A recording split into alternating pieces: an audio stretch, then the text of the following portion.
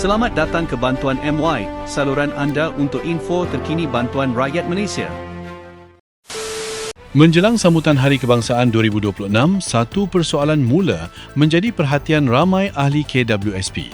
Adakah Perdana Menteri akan mengumumkan sebarang bentuk pengeluaran khas KWSP sempena Ambang Merdeka atau sambutan Hari Malaysia?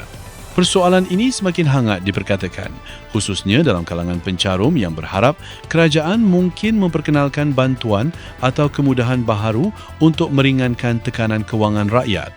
Untuk makluman, program Ambang Merdeka 2026 memang dijadualkan berlangsung sekitar 30 Ogos menjelang sambutan Hari Kebangsaan pada 31 Ogos.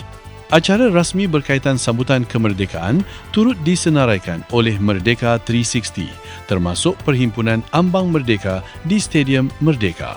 Setakat maklumat rasmi yang tersedia ketika ini, belum ada pengumuman daripada kerajaan atau KWSP yang mengesahkan kewujudan pengeluaran khas sempena Ambang Merdeka atau Hari Malaysia. Justeru, dakwaan bahawa pengeluaran khas KWSP pasti akan diumumkan dalam ucapan Perdana Menteri tidak wajar dianggap sebagai keputusan rasmi selagi tiada kenyataan daripada pihak kerajaan.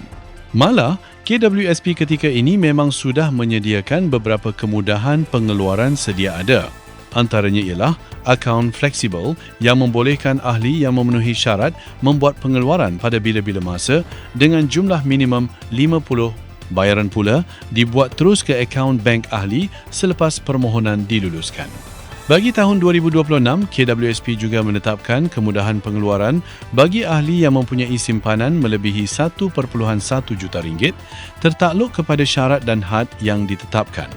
Jadi, sekiranya anda sedang menunggu pengumuman berkaitan pengeluaran khas, pengeluaran bersasar atau kemudahan baharu KWSP, perkara paling penting adalah menunggu pengesahan rasmi.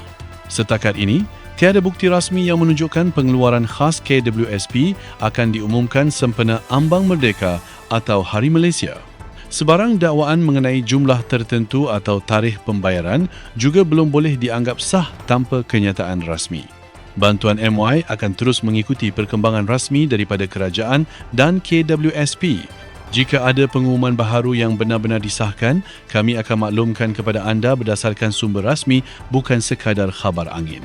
Terima kasih kerana menonton, jangan lupa subscribe dan jumpa lagi di video seterusnya.